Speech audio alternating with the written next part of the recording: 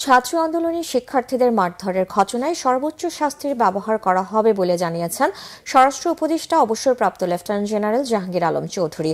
শুক্রবার গাজীপুরে সাবেক মুক্তিযোদ্ধা মন্ত্রী আকম মোজাম্মেল হকের বাড়িতে হামলা করার সময় প্রতিপক্ষের হামলায় আহত অবস্থায় 11 জন ঢাকা মেডিকেল কলেজ হাসপাতালের জরুরি বিভাগে চিকিৎসা নিয়েছে। এদের মধ্যে 7 জনকে ভর্তি রাখা হয়েছে। আহতদের খোঁজ খবর নিতে হাসপাতালে যান স্বরাষ্ট্র উপদেষ্টা।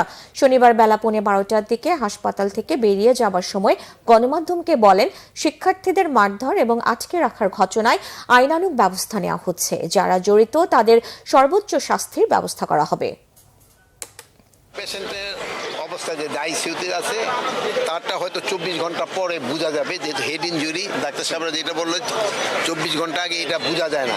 তো তারা সবাই ভাবতেছে যে 24 ঘন্টা পরে আলা দিলে নর্মাল হয়ে যাবে।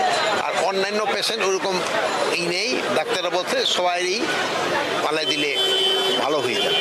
আইনানুগ ব্যবস্থা তো নিচ্ছি এবং এটার সাথে যারা জড়িত তাদের সর্বোচ্চ বিচারের আওতায় আনা হবে এবং তাদের সর্বোচ্চ যেন পানিশমেন্ট হয় এই ব্যবস্থা করা।